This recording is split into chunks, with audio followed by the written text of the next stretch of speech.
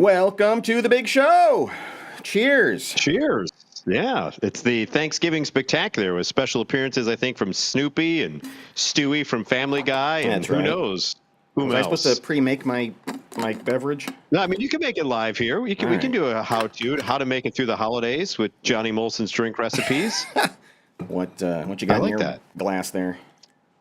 This is something I had never tried before. It is vanilla infused Crown Royal.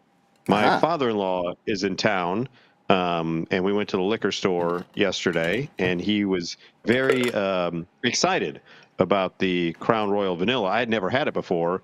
And he even said on the drive home, he's like, it's a good sipping whiskey. Because there's mixing whiskeys, then there's sipping whiskeys and bourbons. Right. And this one's a good sipping one. It's more of an after dinner because the vanilla is very sweet in it, but I enjoy it. I enjoy it.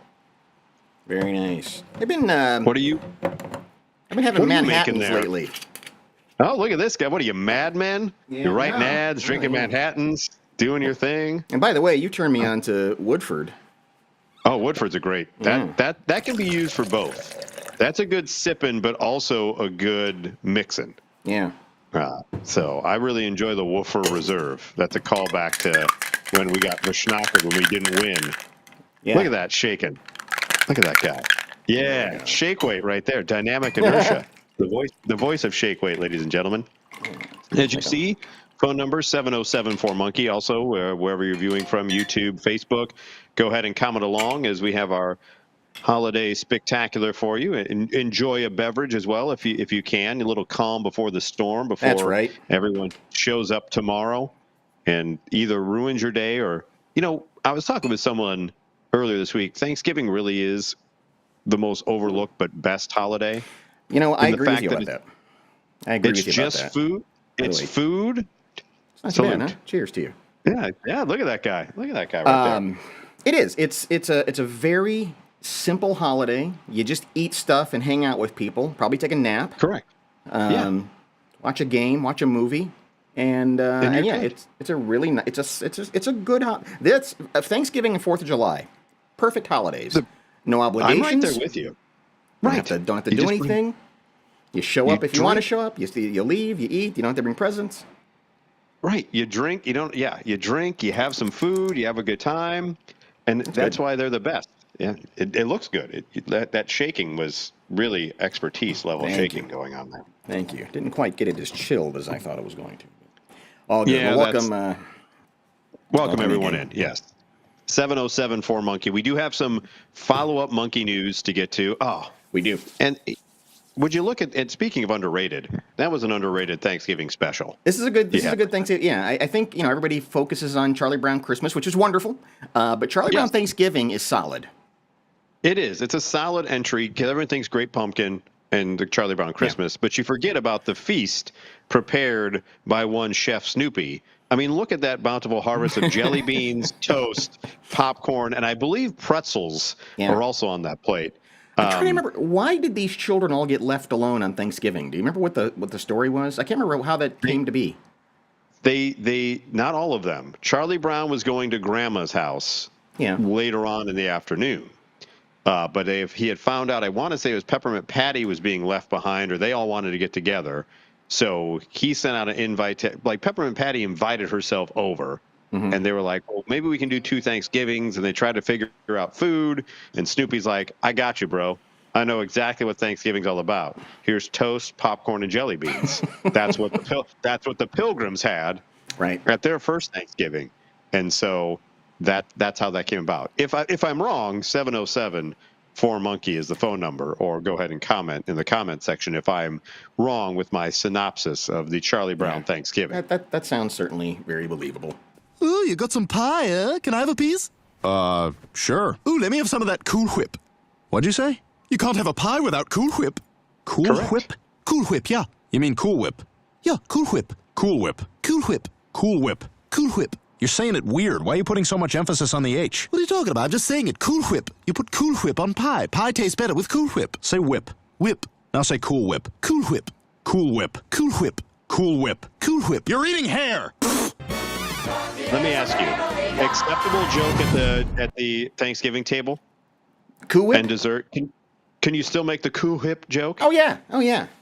Oh, yeah. Okay. I didn't know if there's a shelf life on that one. I honestly think that the Brian and Stewie Cool Whip bit is in line with Who's on First. I mean, it's a funny comedy duo bit. That's funny. Yeah. I like that. Okay. Because I feel like if you have corn on the table and someone says pass the corn and they say it's got the juice, I feel like that's a no-go. I feel like the corn kid and it's got the juice is a no-go. But good to know that Cool Whip, that is still okay to say. Well, if you are flying, TSA wants you to know that there are certain things you can and cannot bring on the airplane. I guess I never really thought about bringing my leftovers on the airplane. Well, I never thought about bringing the food in the first place. Yeah. In the airplane. Like, what are you bringing? Like the pie? Are you bringing mashed potatoes? What can or can you not bring to the festivities? Who, by the way, is going to cook a turkey? Yeah, this is not an exhaustive list, and by no means are we TSA attorneys. There is an app called My TSA that you can download, and has a feature called "What Can I Bring?" That outlines it. So, baked goods. So the pies, cakes, cookies. That's fine. Okay, that makes sense. This is amazing. Turkey. You can bring meat on there: turkey, chicken, ham, and steak that is frozen, cooked, or uncooked. Can all go through. So you can carry on a raw steak on the plane with you. So I could get, if I had enough room in my suitcase, I get a 15-pound butterball. Yes. And carry it through and be like, I'm just going to let that thaw on the plane. It's all just leaking on everybody's shoes. Oh God! The neck falls out. Can you imagine a 4-hour plane ride next to someone protecting the butterball, and as it defrosts as you fly, and just that gross like turkey juice that gathers?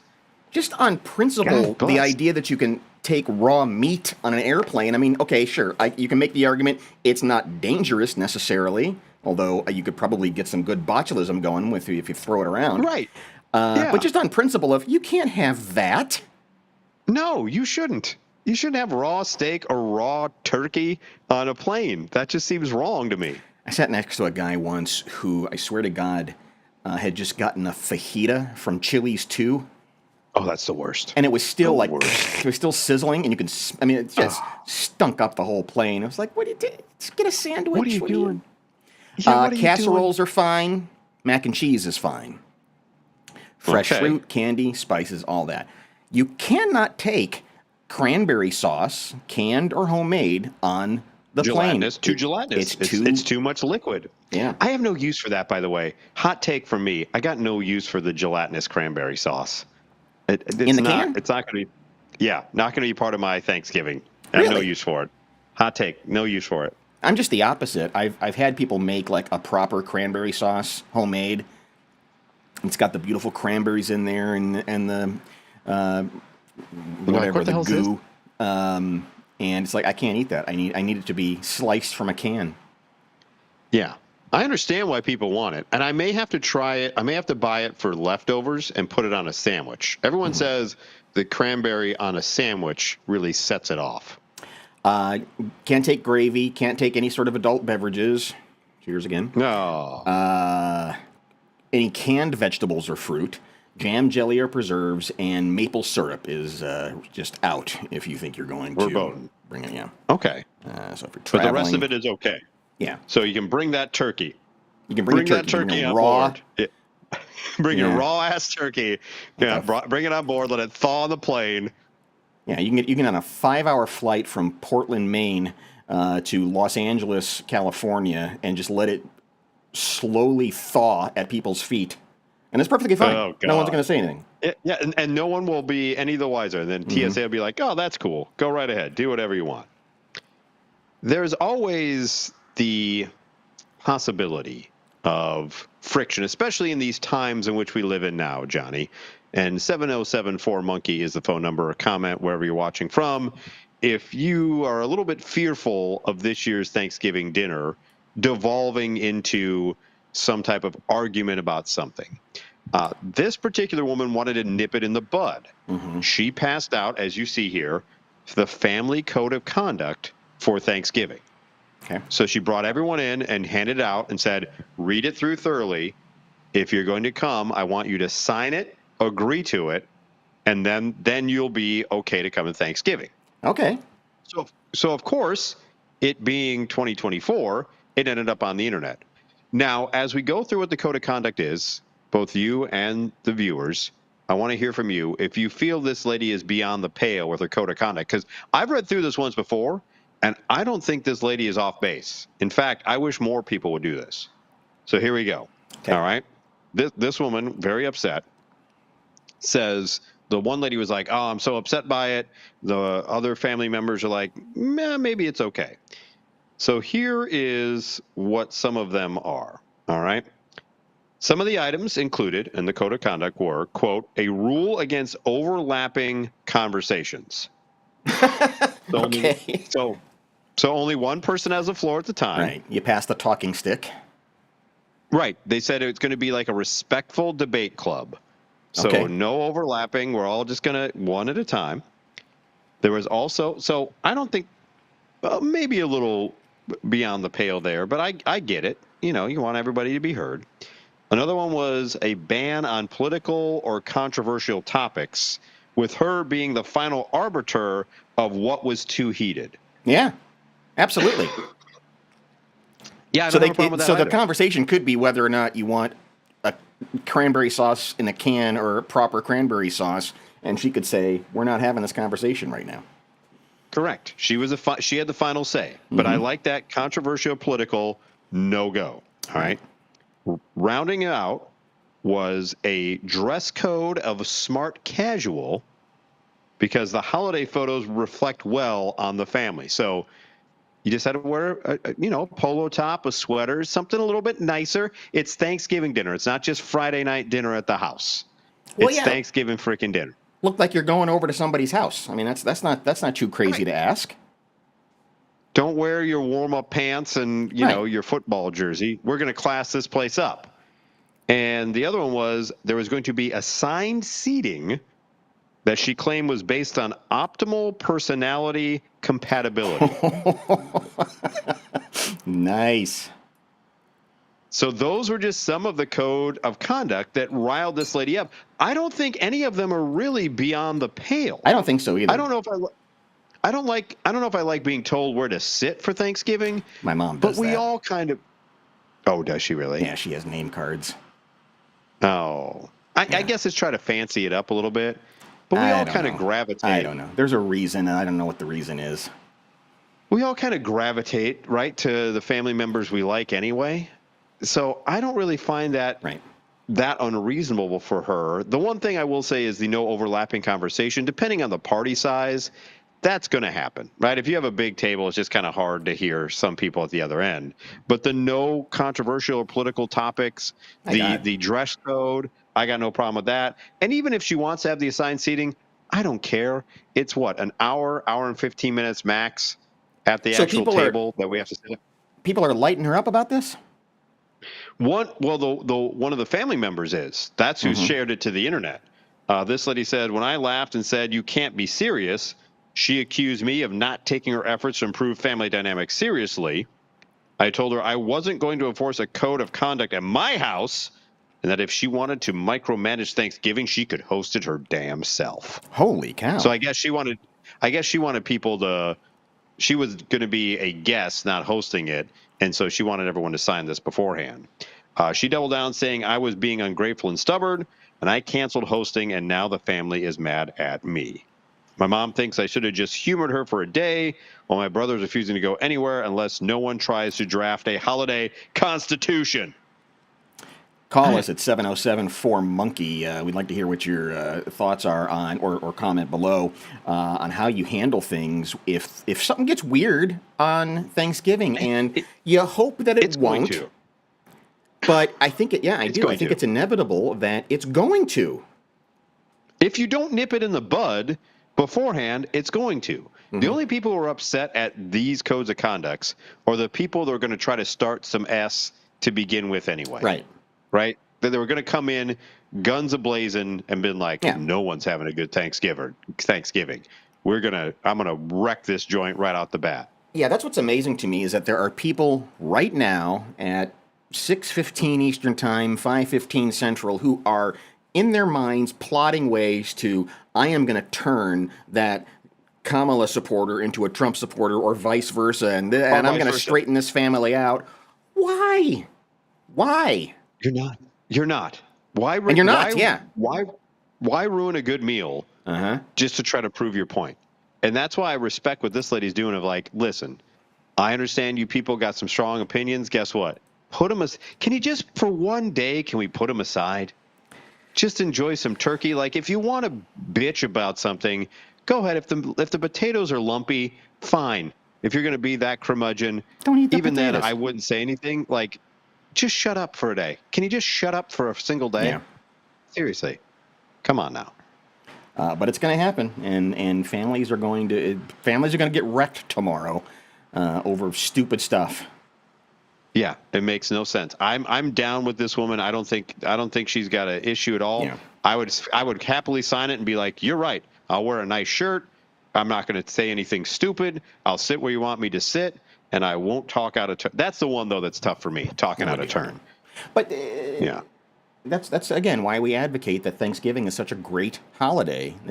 You shouldn't have any high expectations or any sort of demands or any sort of thing. You just go and enjoy and hang out with people. And if you're going to someone's house, bring something, whether it be rolls or a bottle of wine or you got to bring something. Even though they say, oh, don't bring anything, you got to show up. You can't go empty-handed and scarf down some food. That's just not how it rolls. Black cherry, filthy. Maraschino. Yeah, that's the. I think bring some filthy ass cherries. Delicious. Oh, this dope. This idiot's Alpha back Genesis in the news. is back in the news. Alpha That's Genesis, the South Carolina monkey place, right? Yeah, Alpha Genesis and their huge forehead scientists are back in the news. Yeah, this is the place in South Carolina that let 43 some monkeys 43 go? monkeys escaped. And I had all but 4 last I counted. Yeah. 4 were still on the lam saying, I'm not going back to let that mope do some tests on me. And one of the CEOs there, the 518 to St. Louis is coming by. Good to know it's on time. That's not distracting, is it? No, not at all. It's part of the show thus far, to be honest with you. There we go. All right, so this mope... Yeah, and his cohorts.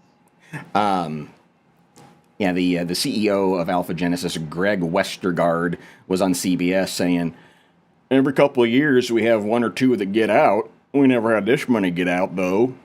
Well, when you have derps like this guy running your program, of course they're going to get out. Now the center is at the center of another controversy after a whistleblower alleges that 18 long-tailed macaques died last week. The reported to have died after a diesel heater may have malfunctioned. What the hell? What do you mean a diesel? Why aren't they inside a lab? Why do they need a diesel heater in the first place? I don't know. But on November 22nd, I guess a heater malfunctioned and 18 of these poor monkeys just died. There were no alarms, no alerts. 18 long-tailed macaques likely endured agonizing deaths, either slowly roasted alive or suffocated by deadly carbon monoxide fumes. We got to put these guys out of business. Yeah, they're done. Alpha Genesis, that's way more strikes than you need. Absolutely. What I want to have happen? What I want to have happen now is I want Planet of the Apes to happen. I want the other 4 monkeys that are still at large to get the other ones to rise up, and I want to read another article about this dope being fried in a diesel heater. Yeah, exactly. I mean, you can't hire people you can't hire people like this and expect good things to happen. No, he looks like an evil scientist. He does. Anyone with that big a forehead should not be doing research on monkeys. I'm sorry. Just should not be. If you told a cartoonist to draw a picture of an evil scientist, it would have an enormous forehead like that. He would, exactly. And he'd have that, knowing glare of like, I'm going to kill these monkeys with a diesel heater. Man, that's ridiculous. Yeah, Alpha Genesis needs to be shut down. Yeah. I'm not usually on PETA's side on things, but PETA, if you want to sponsor the show, every week we'll do a segment of anti-Alpha Genesis until they shut down. Yeah, we're trying to do our part here for, the 3 or so people who are watching these videos. I want all 3 of you to write a letter right now. Yes, exactly. Share and subscribe so we get to 4 subscribers, please, and thank you. We have another incident of animals in captivity in Washington where goats were arrested by police. Why? Is that a thing that can happen? Isn't that an animal control issue? Can police actually arrest goats? Apparently, the goats had escaped, much like monkeys. I hope a monkey was riding on one of the goats and just like a cowboy. Oh, I do too. Yeah. Hiya! They're all going to go against Dr. Giant Forehead at some point. Ride in with the goats. I want to see that happen. And so the police department in Kent, Washington, put this on their Facebook page. Goats detained for bad behavior. Hey, why do you have the extra D's there? That's not... Goats don't ever say D. No, they don't. They just say, bah. Yeah. That's right off the bat, no. We had a couple of misbehaved goats loose in Kent's North End this weekend. We're not sure where they came from, but 2 of them got into their heads that chasing people would be a good time. Don't get us wrong, they're very cute, but no kidding around. It's not okay for people or goats to chase others. When asked why they were being so aggressive, one of them bleated that he was feeling a bit bad today. So they did the bad joke twice. No, you can't. You can't. You either start with it or you end with it. You can't sandwich it twice in there. Mm-hmm. That's just not what you do. So this is from their Facebook page. And the post right before this one is... Police investigating a fatal shooting just after 8 p.m. on the block of West Meeker Street. How do you take these police seriously? You're shitting me. You are crapping me, Johnny. That was the first. Okay, so that's at 1:25. When was the goat one? 2 days later. 11:49. Those are the two stories that the Kent Police Department has. Do you think at one point they said, "Oh, that fatal shooting was a little too serious. That was a little too dark. We got to lighten it up. Let's arrest some goats and put the bad joke in there twice." You can't go to that well twice in a row. And that's it's one of those. And do you want your police being lighthearted? Not about this, but I mean about the goats. Do you want? I prefer them to be lighthearted about the fatal shooting. If they would have been like it was bad, like I'd be like, okay, that makes more sense. I don't know. Like I don't think they should be. I mean, you want to see some levity in there. They see a lot of bad crap every day. Yeah. But I don't know. They were not booked for their nefarious acts, but did receive a comfy ride to the animal shelter. The staff will locate their owners. Once again, why are the cops getting involved? Yeah, that's what I want to know. Why didn't just animal control come out at first? Why did the cops have to go through there and be like, we got a 422, which is goat in progress. I finally get to use that code. Right. Oh my God, we got to use it. Let's put it on. And by the way, you're trying to tell me within 2 days, a place that had a fatal shooting, within 2 days, nothing else of importance crime-wise happened until the freaking goats came? Yeah, they didn't even offer like hey, be safe this weekend, don't drink and drive. No, they just went from fatal shooting to terrible goat bad behavior. God bless. You need a better social media content producer there, my friends. Because you can't go to that well twice in a row. No, that's you bad. Can't go into the bad. Oh my God. Bad form. Speaking of people that are horny, though, hey-oh, see, that I could work for the police department. Good, thank you. That's the kind of joke. As you see, here is a story out of England where we've seen this before, right? Where I'm going to make you become a man. I'm going to hire you a lady of the night, and she's going to teach you the ways of being a man. Well, this guy basically had an interesting defense. Obviously arrested. He was jailed for 4 years, but he claims, I'm still just being a good dad. What dad among us hasn't said, hey, son, it's time to become a man. And by the way, here's a bump of cocaine to really give her the old you-know-what, way your old man does it. So a 13-year-old, he gave coke and a prostitute. Yep. He tried to have the 13. By the way, I don't know why that would be better if the kid was 17, but for some reason 13 sounds terrible. It kind of does. So he's with he's got his 13-year-old son with a 26-year-old prostitute, and the kid first goes, I don't want to do this, and the dad says, don't be a pussy. That's what he said to his son. Lord. He organized for not one, but 2 sex workers to visit the hotel. I guess a 2-for-1 special, as it were. Oh, sure, yeah. It's the holidays, you know. The young lad, who cannot be named, bravely told his dad, I'm effing 13. This is ridiculous. Good for him. Good for that kid. That's when the dad was like, hey, settle down. Settle down, you little P word, and do some cocaine. Good Lord. At his sentencing hearing, the man told the court he's a great father. Despite appearing to have some weird and very skewed views on what is good parenting, I'm a good father, he insisted. After he pleaded guilty to arranging for a child to engage in sexual activity as well as offering to supply cocaine. How did the court... How did he justify that he's a great father? Well, here we go. He says, he told the court, quote, I might not look like it in your eyes. It was only because he was feeling down. He'd been broken up with by his girlfriend and said he'd done all the stuff before. He added, so the brass sucked his whatever, job done, whatever, is what he says. So he said he's going through a bad breakup. I did what any dad would do. I got some cocaine.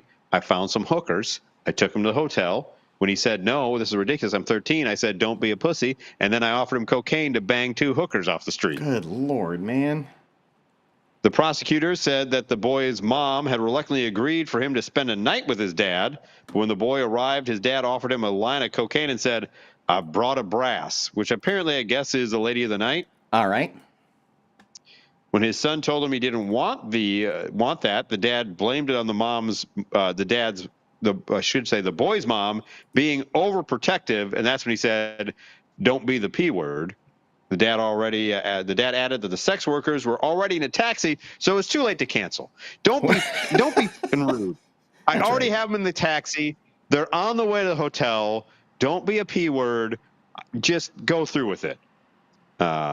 When the 2 women arrived, the dad told him the son was 18. So even the prostitutes are like, this looks a little hinky. Yeah. This looks a little weird. And I assure you he's 18. The boy then taken to a separate room where he reluctantly allowed a 26-year-old worker to perform a sex act on him. So even though all of it, the dad was insistent, the court heard in a police statement, the boy said he didn't want to do it, and he left feeling disgusted.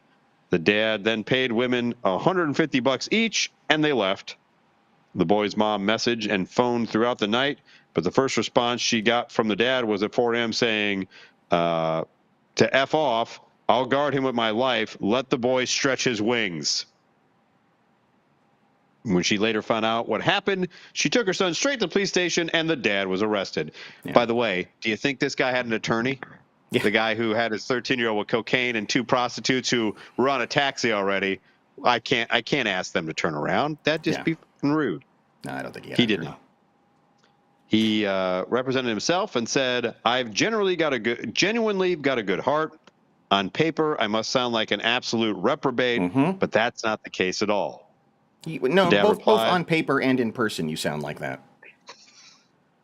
The dad replied after the prosecutor explained that they'd be applying a sexual harm prevention order against him, banning him from unsupervised contact with his children.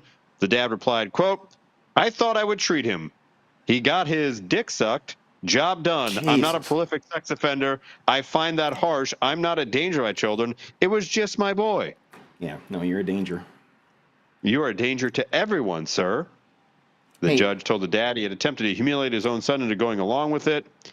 And the judge said, your kid seems to be very bright. as a father, he no doubt looked up to you, and you're just an embarrassment to everyone. Concluding his sentencing, the judge praised his son's bravery. He should feel no guilt whatsoever. He said the more sensible person in all this was the 13-year-old. And the judge is straight on correct in this particular situation. Absolutely right about that. Yeah, definitely right. Did I pour this a little too tall? No, that's perfect for the Manhattan. A little tall there, I think. It's Wednesday. It's Blackout Wednesday. I put 2 cherries in there because there was extra.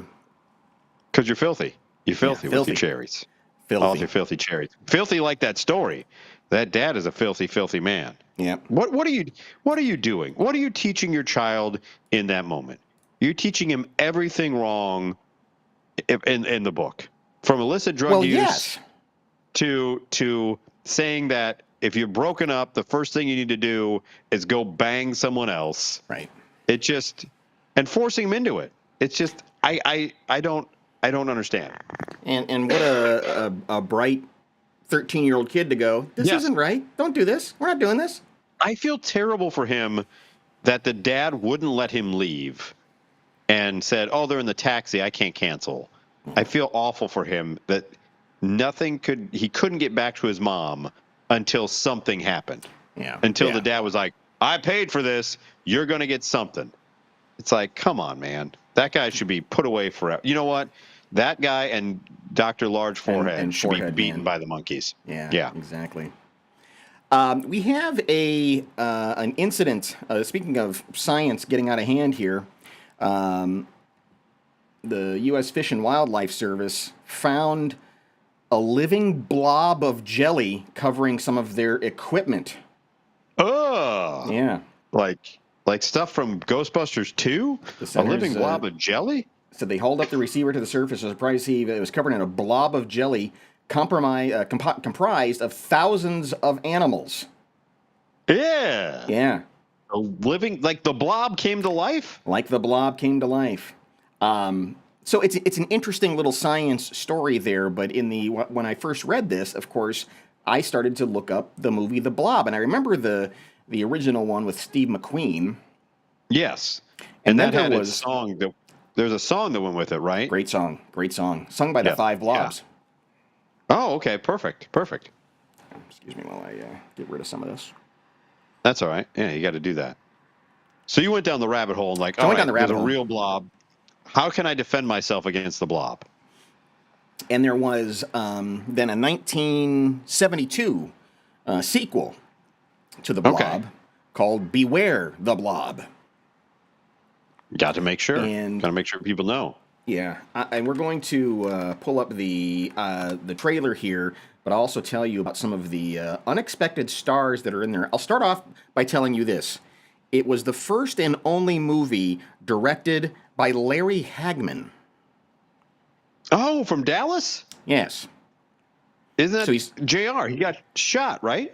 He was fresh off of I Dream of Jeannie a few years earlier, and then directs this, and then in the 80s becomes J.R. Ewing on Dallas, and apparently there was a re-release of this movie, and the cell line for it was, this is the movie that J.R. shot. Ah! Does he work for the Kent Police Department? I think so. The person that put that together? Bad behavior. So let's take you back I'm to intrigued. I want to see 1972. All right. So Hagman's director.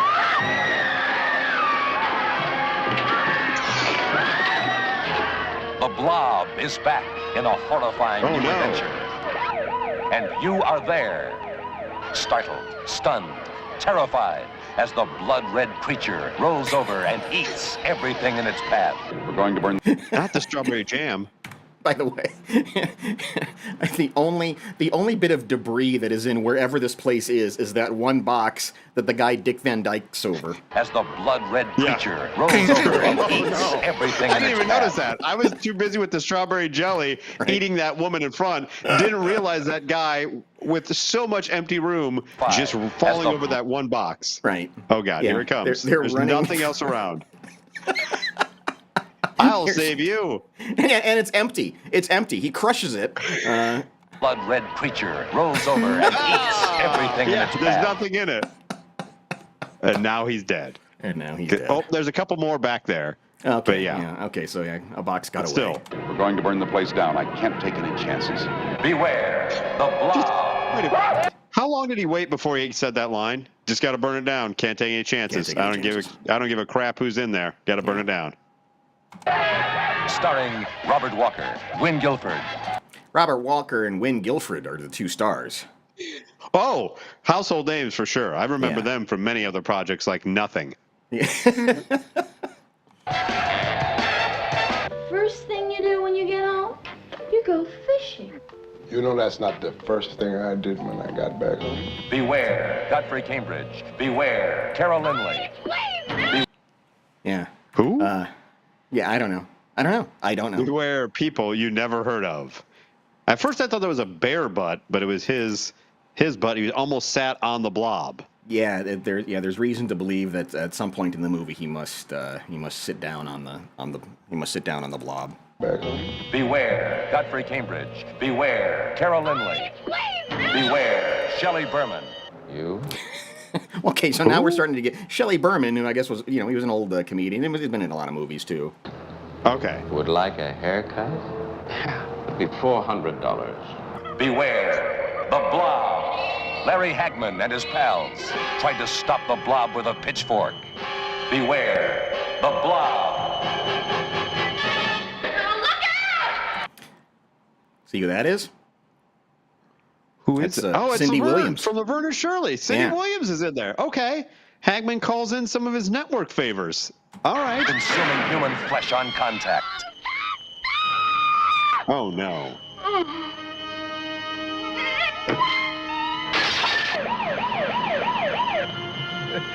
I don't suppose you got any identification.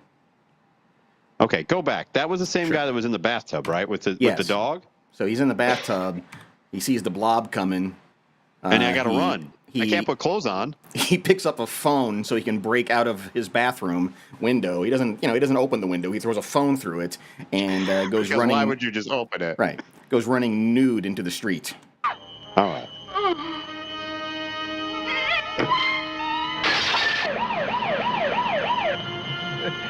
I don't suppose you got any identification.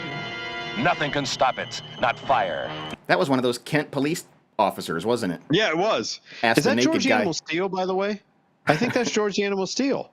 I don't know. That's in this movie as well. I'll look it up here in a second. Bringing up all the stars. I don't suppose you got any identification. Nothing can stop it, not fire, not water, not even bullets. Don't move. What do you mean? That thing. That's it. Oh! Oh, no, we can't make out anymore. We're covered by the blob. Did this scare people? Were we scared by this? No. I would hope not. Like, none of that, like, I can see why it's the only movie Larry Hagman ever directed. Mm-hmm. Because it's not shot well, and that is the most unterrifying blob I've ever seen in my entire life. Yeah, it's actually slower than zombies. That's always been kind of the thing about zombie movies, is they move so damn slow. Just go, run. And the blob is even slower. And it's gelatinous goo. Can't you just put a barrier, or does it eat through everything? I guess I don't know all my ins and outs of blobdom. But I believe it can ooze through anything. So if the barrier has, like, if it can get underneath it. I like that we're talking the physics of the blob. See, son of blob.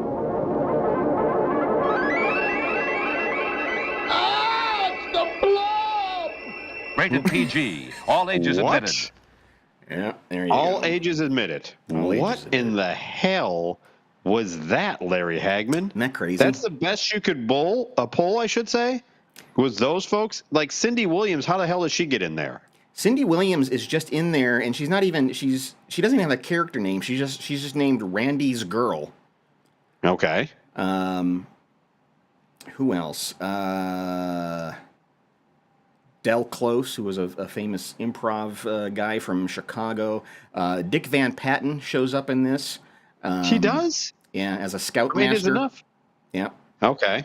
Carol Lindley, who did a bunch of movies. Shelley Berman, and then it's just nobody. It's Robert Walker and Gwynn Guilford in The Blob. in the blob. Getting blobbed. Beware the blob. Beware the blob. How was the blob ever really something that scared people? Like, seriously. Right. If the cranberry sauce tomorrow were to come alive and slowly ooze down the table, like, wouldn't you just run and be like, all right, I'm out. Yeah. I'm done with this. And then there was a remake in the 80s, wasn't there? There was. Like an actual horror film of some sort. Yeah, but you can never make the blob scary. No, I don't think so. Yeah. I should look and see who's in that. We should look and see what the 80s remake was. Tiger Joe Marsh, is that who you said? I don't know who did it. No, I mean the who'd you say the naked guy was? George Animal Steel, I thought. I don't know what his real name is, but he looked like George Animal Steel. Tiger Joe Marsh is how he's credited in the movie. Oh, okay. No, professional wrestler and actor, Tiger Joe Marsh. No, he was a wrestler, so you got that part right. So I think that's him. Yeah. I think it probably was. Also the Blob, showed up in 1988 was when the next Blob came. And you got Bill Moseley, a legend in the horror film industry, was in that one, and Kevin Dillon, the less talented of the Dillon brothers, also in that one as well. And that's all that looks like someone I would know. Erica Liniak also makes it in there. She's a former Playboy Playmate. Want to give it a whirl? Let's see what this one looks like. Right, for the completely unnecessary nude scene that probably shows up in it. Yeah, right? She did that for Steven Seagal too.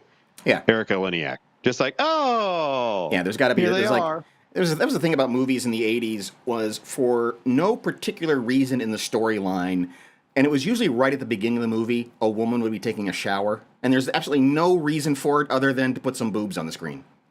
I remember Under Siege, Erica Liniak was boobs for no reason. And I remember we were watching it in high school for military class. And we got to that point, and the teacher, Sergeant Kinlock, stopped the movie and fast forwarded past the boobs. Oh. And it was like anarchy. Now, to his credit, he was working at an all boys military academy, and had those boobs showed up on the screen, all hell would have broken loose. Much worse anarchy. So he probably was smarter to do that. All right, let's see fast the forward Blob to 1988 and see if they improve the Blob at all. I doubt it. I don't have high hopes for it. If it had a mind. Already a little bit more horrific, at least for that first establishing shot. If it had a body, you could shoot it. If it had a heart, you could kill it. What? Now this is an homage to the original Blob, because that's how the movie begins. Is an old farmer sees a meteorite land on his property. All right. Now, man is no longer the supreme being on this planet. The organism is growing at a geometric rate.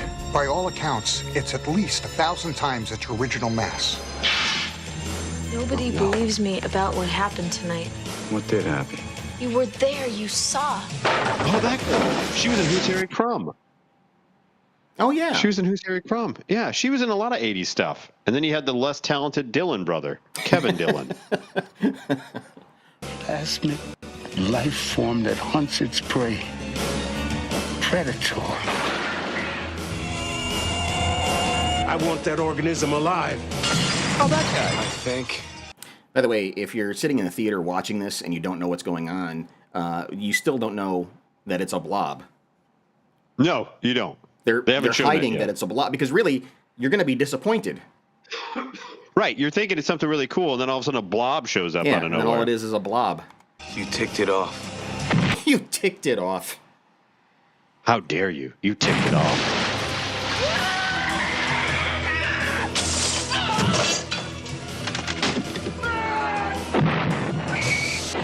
Still have no idea what it is.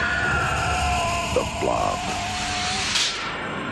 Terror has no shape. Terror has no shape. Shawnee Smith was her name.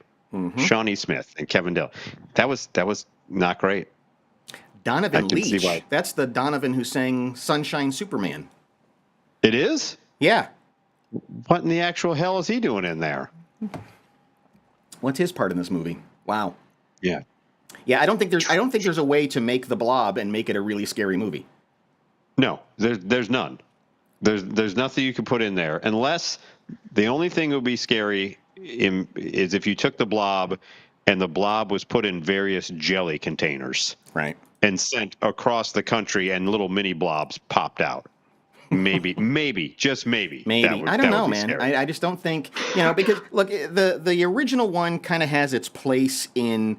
It's campy. It's campy. It's in that kind of 1950s. Everything was coming to life. Plants were coming to life, and life was coming to life. Everything was, things were coming from outer space.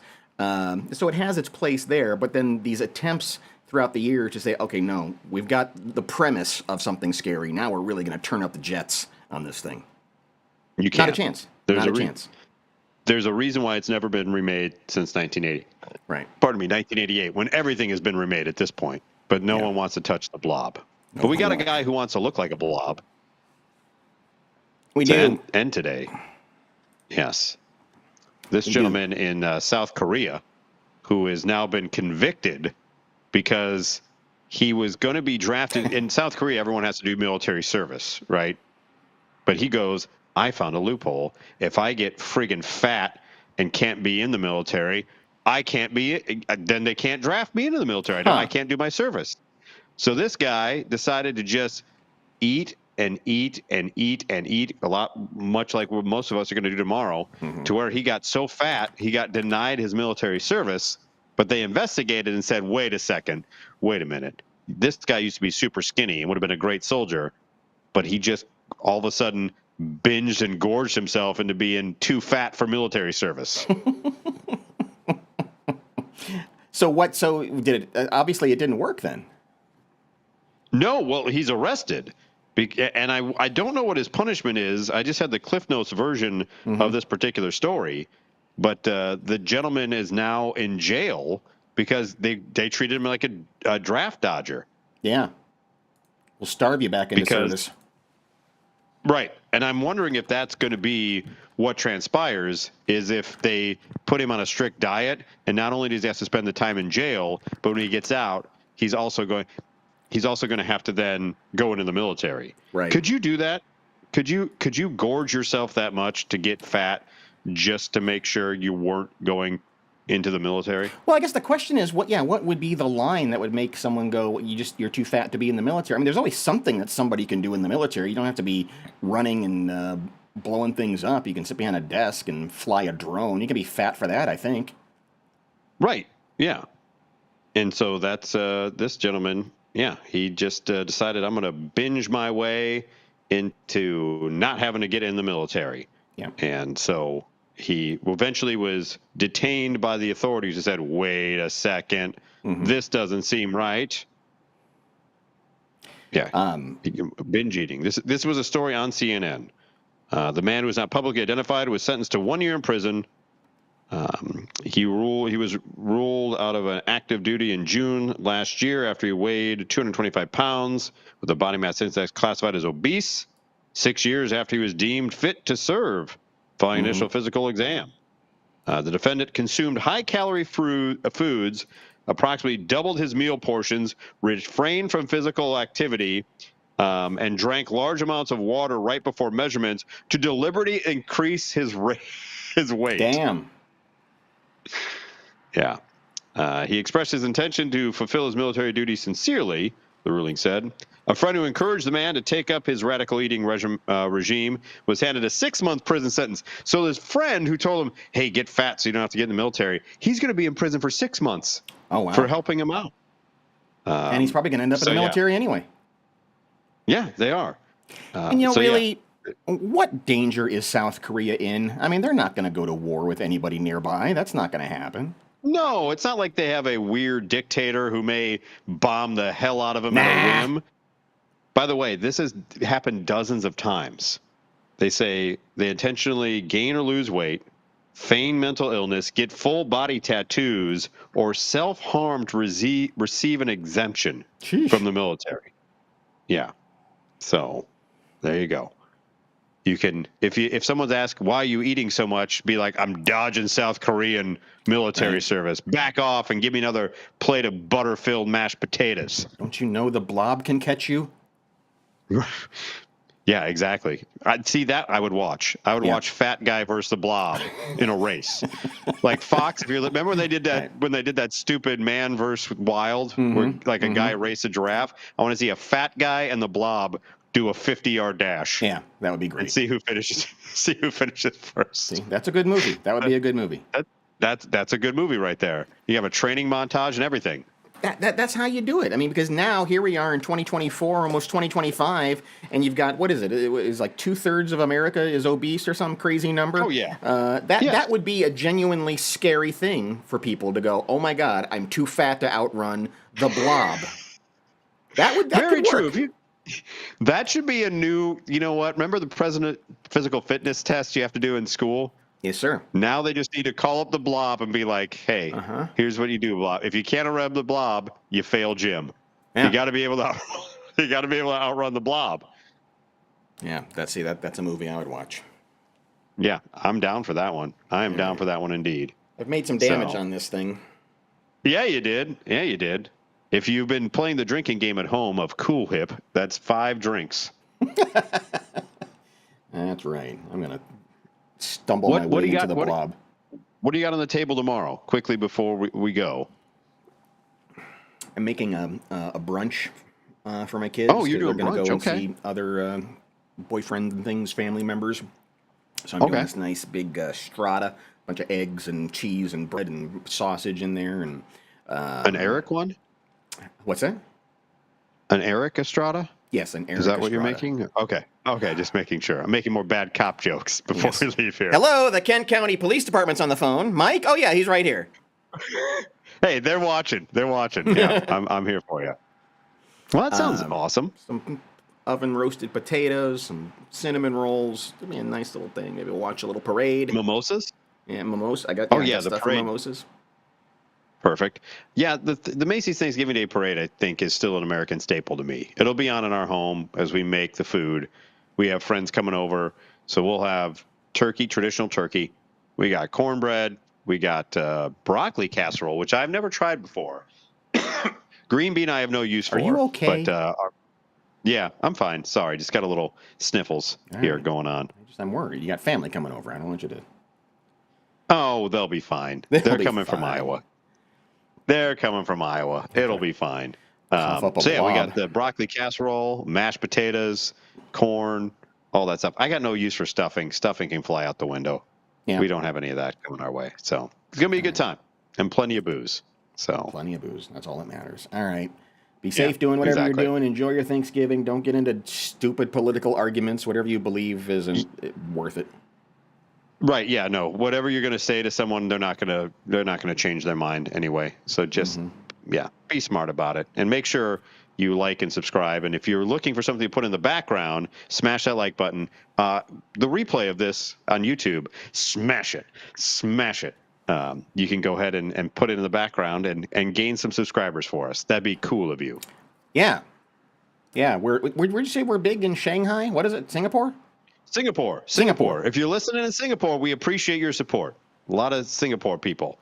They're probably laughing their ass off at the fat South Korean joke. Yeah. They're like, those fat South Koreans. Quite better than a fat South Korean joke. Yeah, they really do. That's why we're so big over there. They're like, fat South Korean joke. We love these guys.